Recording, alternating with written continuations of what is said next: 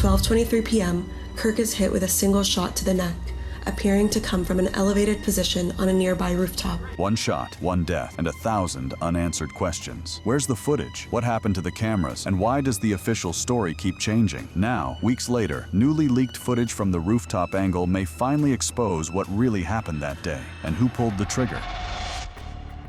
The assassination that shocked America. The nation thought it had seen every angle of the assassination that stunned America. But now, a new leak is changing everything. A camera that was allegedly mounted above conservative activist Charlie Kirk during the September 10, 2025 shooting has resurfaced online, and what it captures in those final seconds is sending shockwaves through the country. The footage appears to show movements and flashes authorities never released to the public, raising questions about whether the most crucial evidence was hidden or deliberately erased before the investigation even began. The shot was clean, calculated, executed with precision from a rooftop nearly 400 feet away. For weeks, the nation replayed the angles broadcast by news outlets, each one showing the moment Charlie Kirk collapsed mid-sentence on stage during his American comeback tour. But what the public didn't see was what happened above him. Reports now suggest that one of the security cameras positioned high above the stage, part of the venue's own surveillance grid, captured a completely different perspective of the attack. And here's where the mystery deepens. That camera feed was never included in official evidence logs. Within minutes of the shooting, insiders claim hard drives were pulled and files quietly removed. Let me take you back to that day, September 10, 2025, Utah Valley University in Orem, Utah, the kickoff event of Turning Point USA's American Comeback Tour.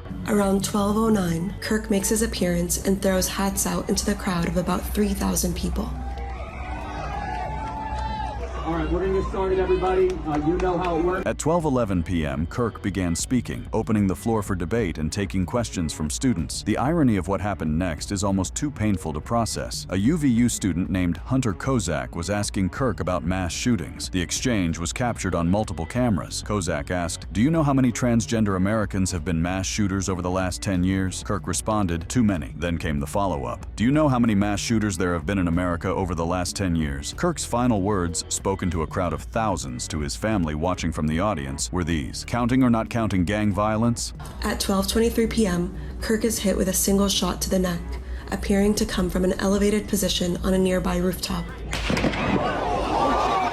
Video shows Kirk being carried by 6 men to an SUV, which transports him to Timpanogos Regional Hospital. At exactly 12 hours, 23 minutes, and 30 seconds p.m., a single supersonic gunshot struck Charlie Kirk in the neck. Witness Emma Pitts of the Deseret News was there. She would later recount, "I just saw so much blood come out of the left side of Charlie's neck, and then he went limp." Former Representative Jason Chaffetz, who was also present at the event, described the scene. "As soon as the shot went out, everybody hit the deck, and everybody started scattering and yelling and screaming. The chaos was immediate and absolute." Kirk was carried to an SUV by 6 men at 12 hours 23 minutes and 55 seconds p.m. and rushed to Timpanogos Regional Hospital. Despite desperate attempts to save his life, Charlie Kirk was pronounced dead. At 2:40 p.m., former President Donald Trump announced Kirk's death on Truth Social, writing that no one understood or had the heart of the youth in the United States of America better than Charlie. But what actually happened in those moments? Where did the shot come from? And more importantly, what do the various camera angles really show or deliberately hide? The shot originated from the roof of the Low C Center on the UVU campus, approximately 430 feet. That's about 130 meters or roughly 200 yards from where Kirk stood on stage. FBI released surveillance video and drone footage, later revealed what investigators are calling a sniper's nest, a position on the gravel-covered roof with evidence markers indicating where someone had laid prone, where hands had pressed into the gravel, where a body had positioned itself for the perfect shot. The weapon recovered was a .30.06 Mauser M98 bolt-action rifle, described as an affordable hunter's rifle costing under $1,000. But this wasn't just any rifle. The cartridges inside bore provocative, chilling engravings. Notices bulges, "Oh, what's this?" A reference to furry roleplay culture. "Hey, fascist, catch!" A Helldivers 2 video game bomb code. "Oh, bella ciao, bella ciao, bella ciao, ciao, ciao." Lyrics from an Italian anti-fascist partisan song. And perhaps most disturbing, "If you read this, you are gay, LMAO." These engravings tell a story. They suggest someone deeply immersed in internet meme culture, someone who existed in online spaces where irony and ideology blur together into something dark and dangerous, someone who would inscribe jokes onto the ammunition they plan to use to end a human life. Now, here's where the official narrative gets interesting, and where the conspiracy theories begin to take root: surveillance. Footage shows a figure in dark clothing running across the roof immediately after the shot was fired. The figure jumps down from the roof, leaving behind DNA traces, palm impressions, smudges, and shoe imprints from Converse sneakers in the gravel. The suspect then fled into a wooded area where the rifle would later be recovered. The suspect was described as college-aged, wearing a dark, long-sleeved shirt with an American flag, gray baseball cap, sunglasses, Converse sneakers, and a black backpack. According to Utah Governor Spencer Cox and the Utah Department of Public Safety, the suspect arrived on campus at 8:29 a.m. local time, nearly 4 hours before the shooting, driving a gray Dodge Challenger. According to Utah Governor Spencer Cox, suspect Tyler Robinson arrived at UVU's campus at 8:29 a.m. local time on the day of the shooting, driving a gray Dodge Challenger. Bo Mason, the commissioner for the Utah Department of Public Safety, said authorities tracked the suspect's movements onto the campus. Through the stairwells, up to the roof, across the roof to a shooting location.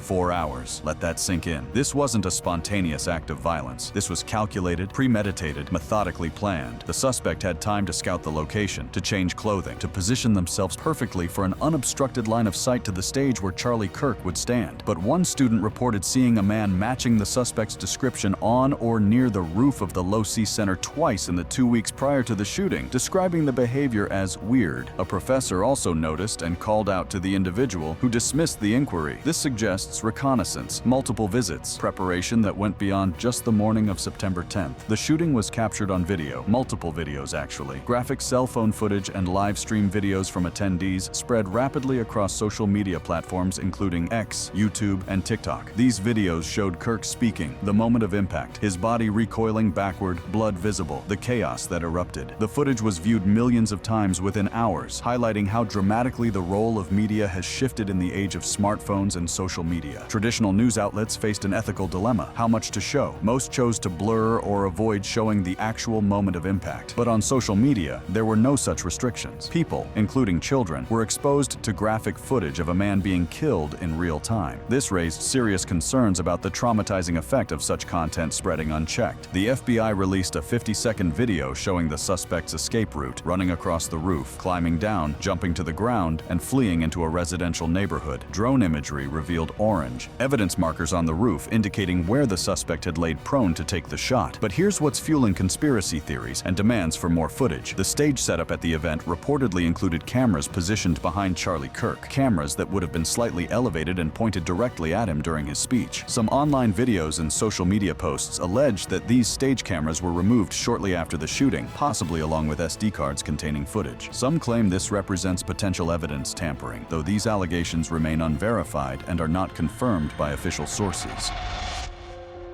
The suspect and the manhunt. A 33-hour manhunt gripped the nation. The FBI received over 7,000 tips. Nearly 200 interviews were conducted. A reward of $100,000 was offered for information leading to the identification and arrest of the shooter. And on the morning of September 12, 2025, President Donald Trump announced on Fox and Friends that a person was in custody. At 6 a.m. Mountain Time on Friday, September 12th, President Donald Trump announced on Fox and Friends in New York that a person is in custody.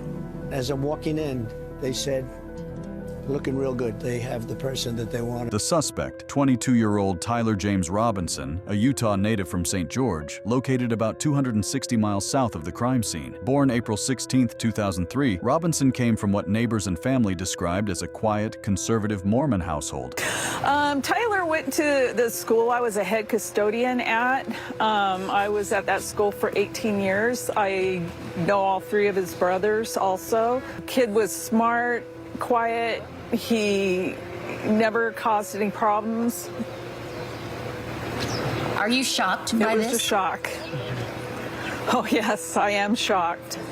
very shocked. Who was Tyler Robinson? His parents were registered Republicans. His father owned a granite countertop business. His mother worked as a social worker. Robinson had 2 younger brothers. The family was affiliated with the Church of Jesus Christ of Latter-day Saints. Neighbors described them as a family that engaged in outdoor activities, vacations, and yes, target shooting. Robinson was academically gifted. He graduated from Pineview High School in 2021 with a perfect 4.0 GPA. He scored in the 99th percentile on standardized tests. He earned concurrent college credits from Utah Tech University while still in high school and received a presidential scholarship to Utah State University. But he attended only 1 semester as a pre-engineering major before leaving. By the time of the shooting, Robinson was in his 3rd year of an electrical apprenticeship at Dixie Technical College in St. George. He held an apprentice electrician license issued in 2022. He had no prior criminal record whatsoever. He was registered as an unaffiliated voter, but had never actually voted. Acquaintances described Robinson as quiet, shy, and goofy, with interests in video games, memes, and internet culture. He once dressed as a meme guy for Halloween. He lived in St. George with a transgender roommate who was reportedly aghast at the events and cooperated fully with investigators. But something had shifted in Tyler Robinson over the past year. Family statements indicated he had become more political, leaning left and advocating for gay and trans rights, possibly influenced by his roommate and online communities. During a family dinner, he reportedly lashed out against Charlie Kirk, calling him full of hate and noting his upcoming Utah Valley University event. Utah County Prosecutor Jeffrey Gray noted that Robinson had grown more political over the past year, adopting leftist views, becoming pro-gay and trans rights, and distancing from his conservative family, possibly influenced by online culture after dropping out of university. Governor Spencer Cox described him as adhering to leftist ideology. Robinson's relationship with firearms went back to early childhood. Family photos and social media posts show him handling guns from toddler age, including posing with assault rifles during family outings. Both of his parents were registered Republicans and licensed hunters in Utah. His father, a minister and former sheriff, reportedly taught him shooting basics. One notable image shows Robinson as a teenager smiling while gripping an assault rifle during a 2017 family visit to a military facility, including handling an M2 Browning .50 caliber machine gun. Another photo captures him as a toddler with a gun, highlighting a pro-gun household norm. At his electrician job, a former co-worker recalled Robinson bragging about a precise 450-yard long-range shot during a discussion on firearms, showing enthusiasm uncommon for his typically quiet demeanor. Experts later noted that the 140-yard shot in the Kirk assassination would be feasible with minimal training, especially given Utah's vast public lands where locals often practice informally without oversight. The rifle used in the shooting was identified as Robinson's grandfather's vintage Mauser 98, a family heirloom likely dating back to World War I or II. Robinson had allegedly modified it, engraving those disturbing messages onto the ammunition, indicating hands-on familiarity and a deeply troubling mindset. The manhunt intensified throughout September 11th. At 7 a.m. that morning, FBI Special Agent in Charge Robert Bowles announced during a press conference that authorities had recovered what was believed to be the weapon used in the shooting. At 9:56 a.m., authorities released images of the suspected shooter, asking for the public's help in identifying them, and then came the break in the case. After Robinson's father recognized his son in the FBI distributed photographs, he told Robinson to turn himself in. Robinson initially said no, but later changed his mind.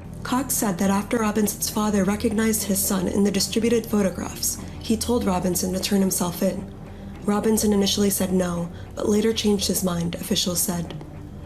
The father then called a youth pastor, who is also a U.S. Marshals Task Force officer. The father called a youth pastor from their LDS congregation who happened to also be a U.S. Marshals Task Force officer. The officer advised the father to have Robinson stay in place, and this information was conveyed to the FBI. On September 12, 2025, Tyler Robinson surrendered at a sheriff's office in Washington County, Utah. His surrender was captured on police body cam footage, showing Robinson with his hands raised as officers approached and handcuffed him. His demeanor was calm, compliant. There was no resistance. At 8 a.m., Utah Governor Spencer Cox said at a press conference that Tyler Robinson, a Utah native, was identified as the person who shot and killed Kirk. Good morning, ladies and gentlemen. We got him. The evidence against Robinson appeared substantial from the start. DNA consistent with Robinson's was found on the rifle trigger, and a palm print was identified on the weapon. Shell casings with those thematic engravings were recovered at the scene. Incriminating text messages discussing the rifle and his motive were found. Robinson had left a confession note for his roommate stating his intent to take out Charlie Kirk. Surveillance video tracked his path across campus, and witnesses provided statements. His clothing at the time of surrender matched descriptions from surveillance footage. The FBI had also investigated Discord Discord chats where Robinson allegedly claimed responsibility approximately 2 hours before his arrest, with over 20 group members being questioned. However, no accomplices were confirmed, and authorities believed Robinson acted alone. Robinson has not confessed in formal interviews and has been largely uncooperative with investigators, though the people surrounding him, family and roommate, have provided key details. On September 16, 2025, prosecutors formally charged Robinson with 7 felonies. Aggravated murder, a capital/first-degree felony. Felony discharge of a firearm causing serious bodily injury, first-degree felony. 2 counts of obstruction of justice, second-degree felonies for moving the firearm and disposing of clothing. 2 counts of witness tampering, second-degree felonies for instructing his roommate to delete texts and remain silent, and commission of a violent offense in the presence of a child, third-degree felony, given that children were present at the UVU event. The prosecution announced they would be seeking the death penalty, citing aggravating factors including the political targeting and the presence of children at the event. Robinson is being held without bail in Utah County Jail. At his first court appearance via video, Robinson was declared indigent and assigned public defender Catherine Nestor on September 24th. A protective order was also issued for Kirk's widow, Erica. Thank you. Ms. Nestor. Thank you, Your Honor. We recognize that we are here today for a waiver hearing. It is not our intent to waive a preliminary hearing in this matter.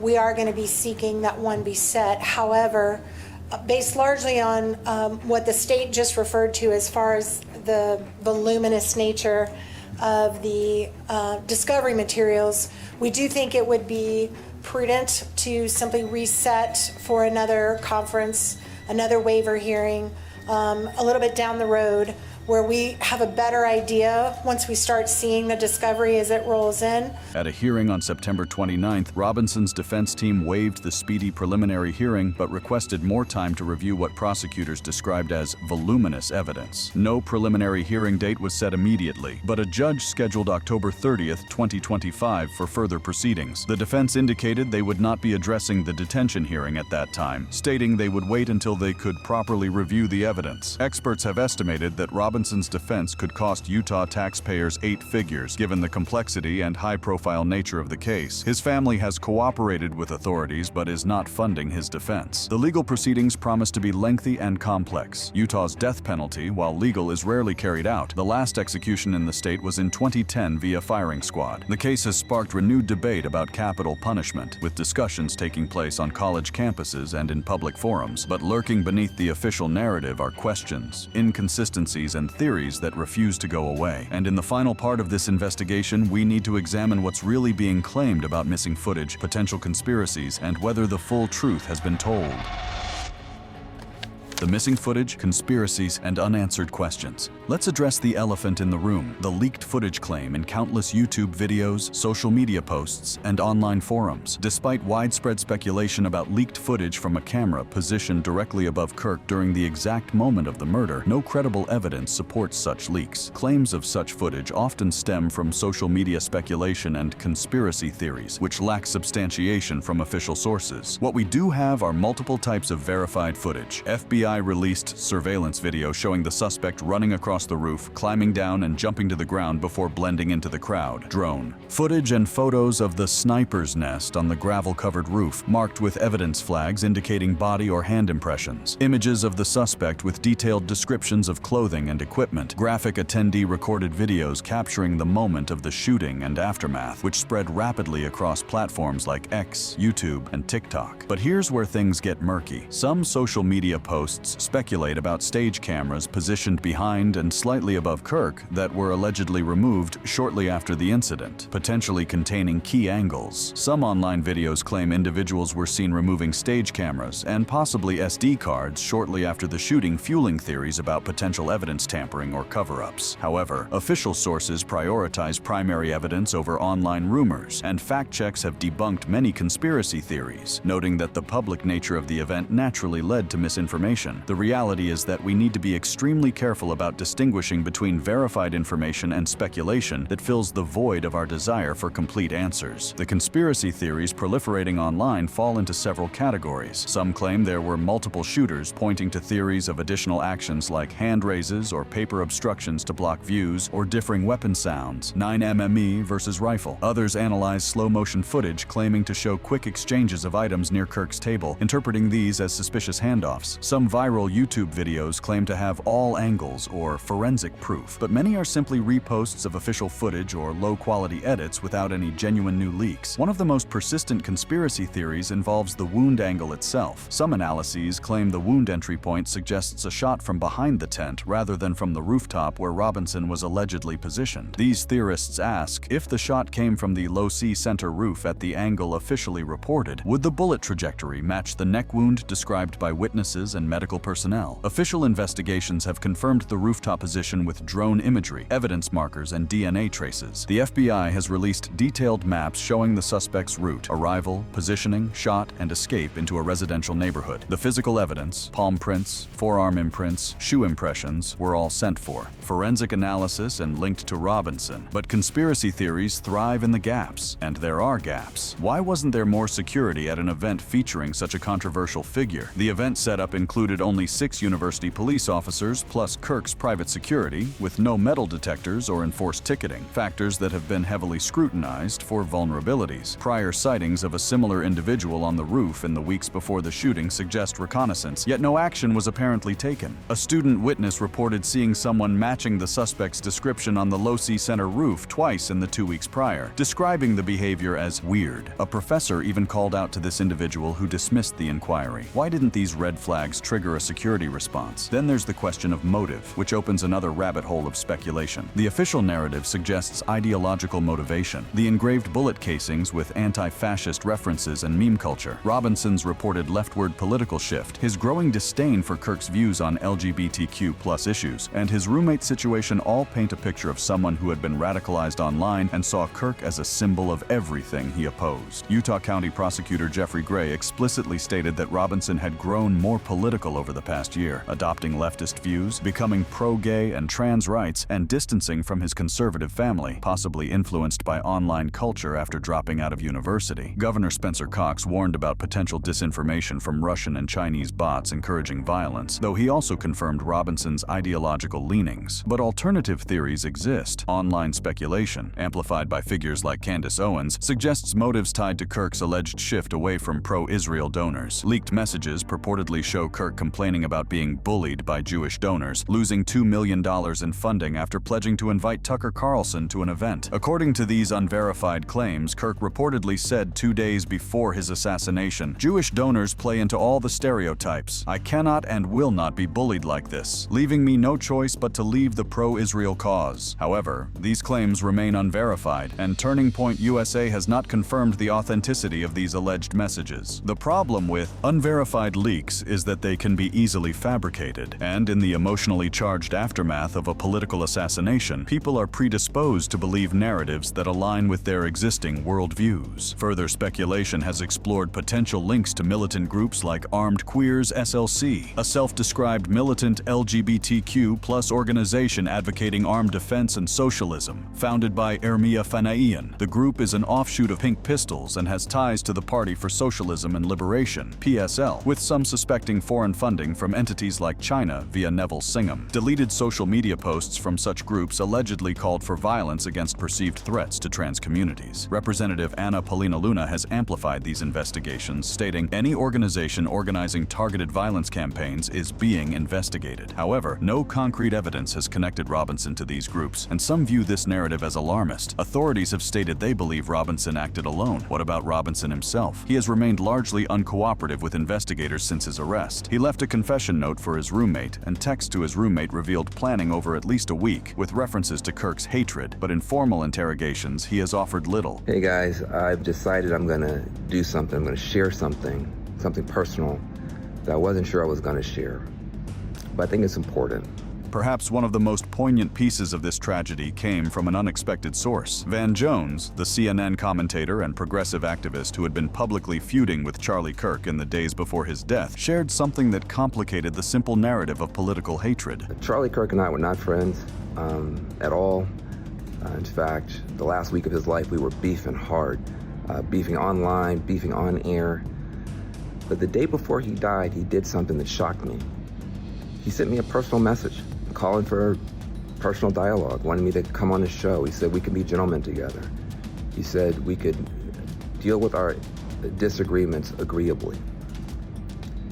And in the past week and a half, just watching people talk about civil wars and censorship and all this stuff coming out of his death, I just thought it was important to let people know, don't put that on Charlie Kirk, because the last day of his life, he was reaching out to have not more censorship, more conversation, more dialogue with somebody who honestly was one of his adversaries, me.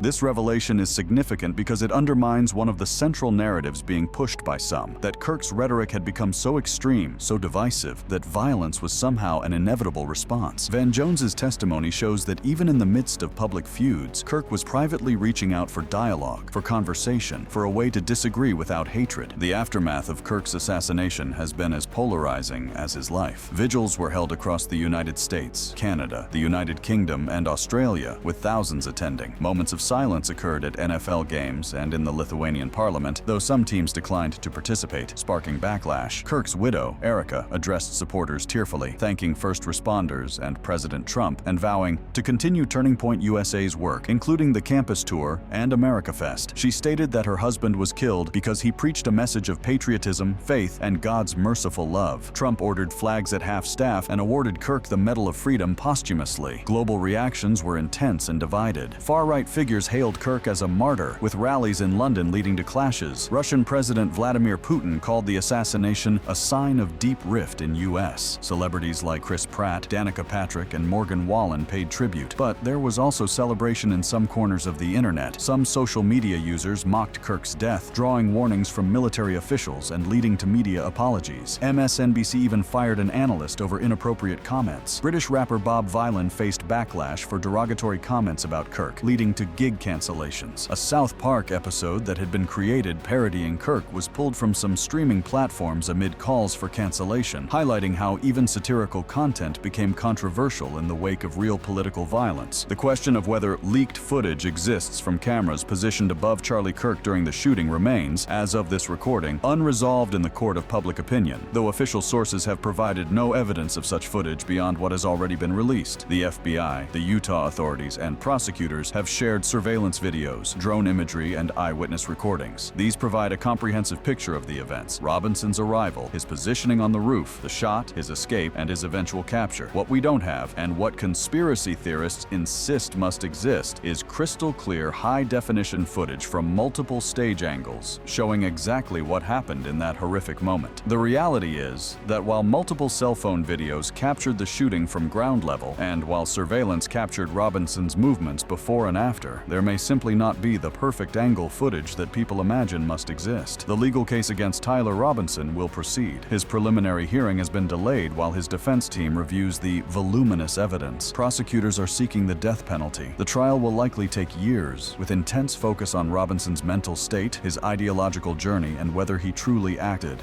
alone. As this case moves forward, Mr. Robinson's constitutional rights will be protected at every stage. He sits before this court presumed innocent, and that presumption remains unless and until each element of every offense charged against him is proved beyond a reasonable doubt. At the same time, and as applicable, victims are entitled under our Constitution to be treated with fairness, respect, and dignity, free from harassment or abuse. Justice demands that both of these principles, the rights of the accused and the rights of victims, be honored without compromise. The judge overseeing the case has promised that justice will be never compromised, emphasizing both Robinson's presumption of innocence and the rights of victims. It's a delicate balance in a case this politically charged, this emotionally devastating, this culturally divisive. What can we conclude about the leaked footage question? The honest answer is that much of what's circulating online claiming to be newly leaked or finally revealed footage is either reposted official releases, low-quality speculation, or outright fabrication. The most reliable sources remain the FBI releases, official law enforcement statements, and verified news coverage. Does that mean we have the complete picture? No. There are still unanswered questions about security failures, about why reconnaissance attempts weren't taken seriously, about the full extent of Robinson's online activities and potential influences. The FBI conducted over 200 interviews and received more than 7,000 tips. That's a massive investigation still processing information. Thank you for watching. If you enjoyed watching this video, click on one of the boxes playing on your screen to watch more similar content.